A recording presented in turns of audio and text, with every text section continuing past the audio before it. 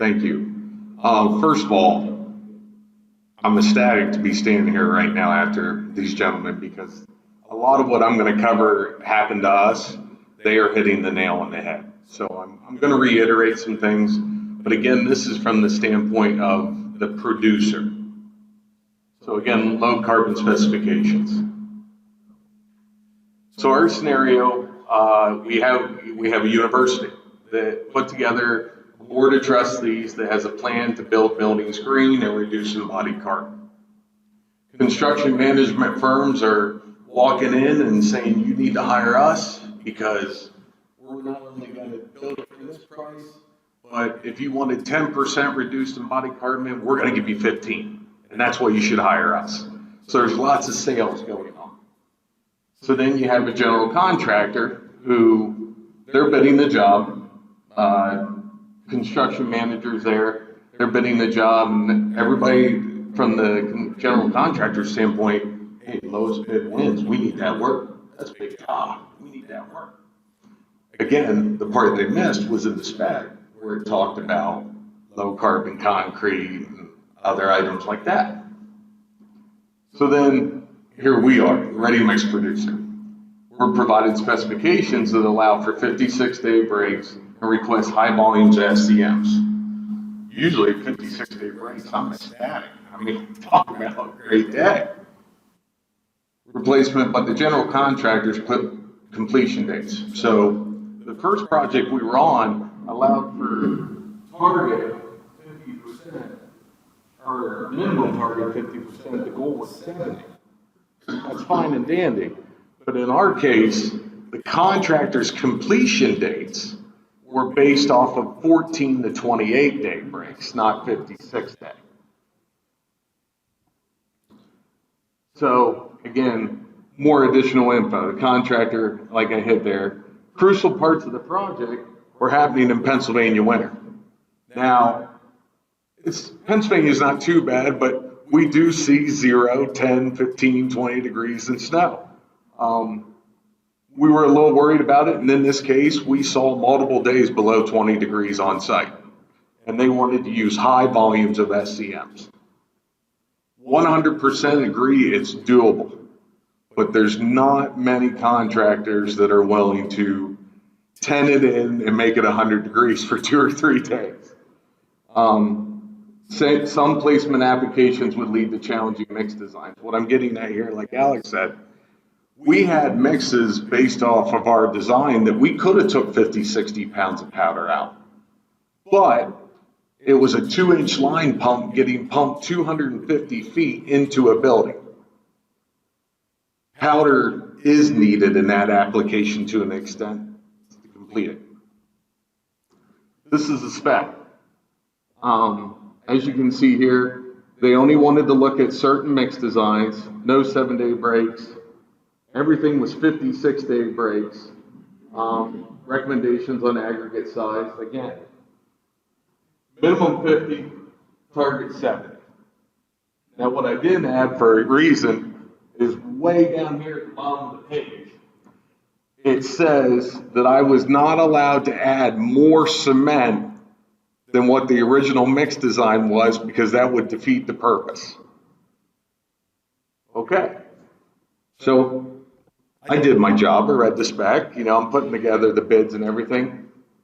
And about 3 days before the project bids, the general contractors are calling me going, hey, did you see that low carbon concrete stuff?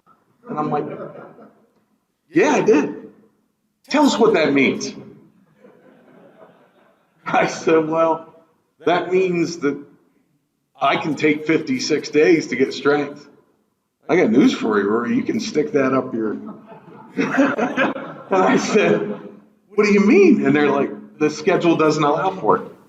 I mean, in some cases, 28 they pushed it. 7-day stripping was key in a lot of instances.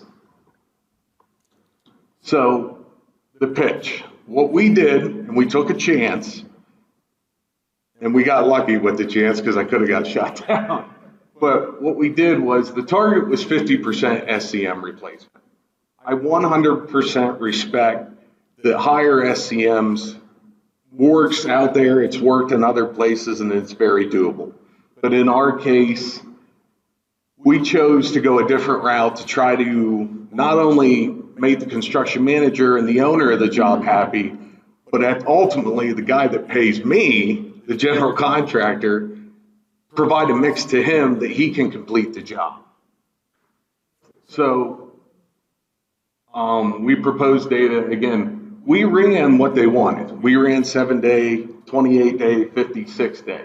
But we did not hang our hat on the 56-day. Our goal was the 28-day. Again, we also proposed mixes. So what we did is we actually looked at it from a embodied carbon standpoint. Rather than putting lots of SCMs in it, we actually tried to reduce cement.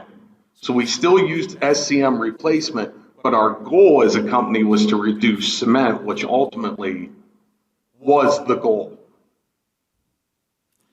The benefits of the pitch. So, and again, I say a pitch because literally we took a chance and we had to pitch it to the GC. Of course, he was on board because the only thing he cared about was 28-day breaks. So then he referred us to the construction manager, who we had to pitch the idea to them. Now, in a way, we kind of used the break situation. The job started before we got 56-day breaks. So you either accepted our mix or you had to wait. There was no waiting. So again, the contractor, who ultimately pays the ready mix producer, was able to meet the specifications of the project as well as meet project schedule, which ultimately to them was the goal. The construction manager at the end of the day was providing the owner a lower embodied carbon mix. The contractor would be finishing and curing material that they have already been used in that market. I say this again, as you heard, higher SCM mixes and different things that you can do work. They absolutely work, but they do not finish the same. And that is a big deal with contractors that are not prepared for this movement. I believe in it, but it's also my job this winter to meet with contractors and talk about this movement and how they need to prepare for the future. The outcome. Our mixes were accepted for the initial, it was a phase 1, phase 2. Phase 1, they were accepted. The engineer was not happy because we did not follow what they wanted. So what we offered is they accepted our mixes for phase 1, but they asked us to continue to look at a minimum 50% replacement, run the tests, collect the data, and be prepared for phase 2. The mixes performed.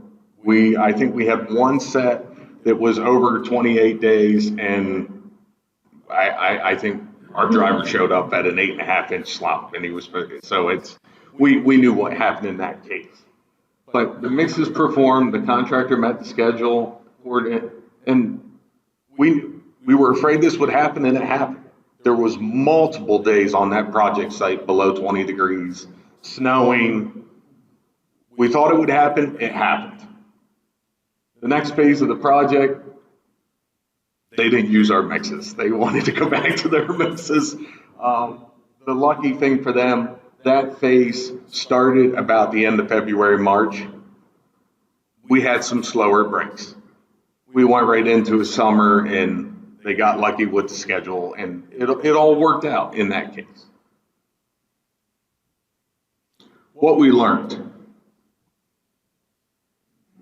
We, the producer, again, we focus a lot on owners and engineers, right? Lunch and learns, get in and see them, talk to them, blah, blah, blah. But we didn't do a good job at working with our general contractors on this movement, the low carbon movement, and how these products are going to affect the concrete that they do every day. And rather than, we just need to work with them. We need to, I'm a firm believer. We all pour footers out there. Typically 3,000-pound concrete, correct? Typically. What is wrong with taking a specialized 4,000-pound mix that we know is crucial to our schedule and sending 10 yards of it to a footer so the contractor can touch it and feel it and place it.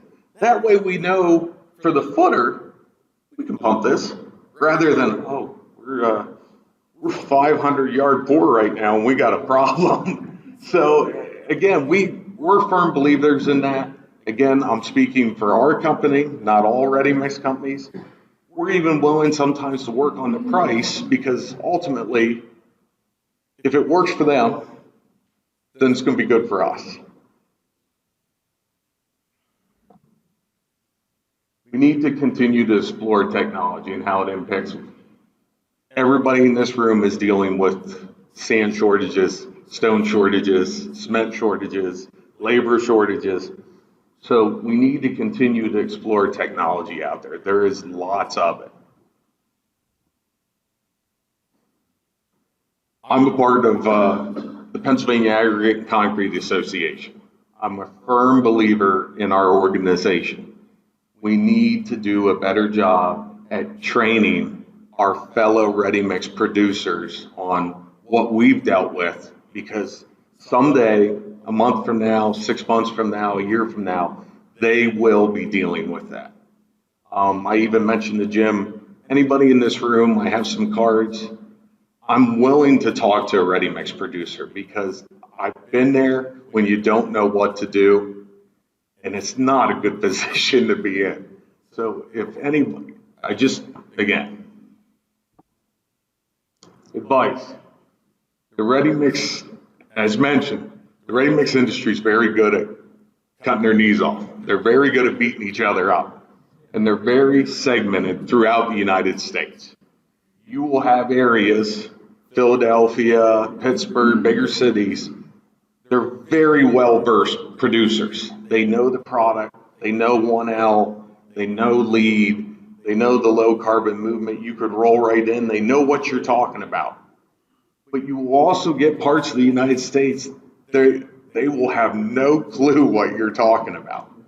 And sometimes what we found is, again, that was that job. We have two more we're doing right now. The construction management firm in the one called us 12 months before the bid and wanted to know our capabilities. And then the other one, the engineer called us, it was over a year, and wanted to know what we could do and what we couldn't do. And they utilized that information in their bid. And that, knock on wood, the one's an EPD project, we went with an EPD system. Knock on wood's been smooth. Nobody's fighting, the meetings are calm. That first project, the meetings were not calm. Current hurdles. You will run into this problem. Material shortages and delays will impact producers. Like I said, a lot of ready mix producers have 2 silos. That's it. Some have only 3 aggregate bins. You need to work with them. Labor shortages will affect what producers hold valuable. Again, I'm not speaking for all, but as advice, you have a 10,000-yard job that you want low carbon concrete, 70% replacement SCM. Great job. But you could also do 5,000 yards of a residential development that just wants 4,000 air that gets hard. And they only have 5 drivers. I can tell you what job they want and what job they don't want. And again, that does happen. That very much does happen. Contractor labor shortage. We're not the only ones. The contractors are dealing with labor shortages just as much, if not more, than some ready mix producers. Rapid concrete. We deal with it every day. Rory, I have guys this week. I don't have them next week. I need 7-day breaks and I need it now. Well, yeah. 28-day, 56-day just went out the door. So it happens a lot. I don't think by any means is it on purpose, but again, we're given a schedule, and the schedule is part of what drives the job. Appreciate your time.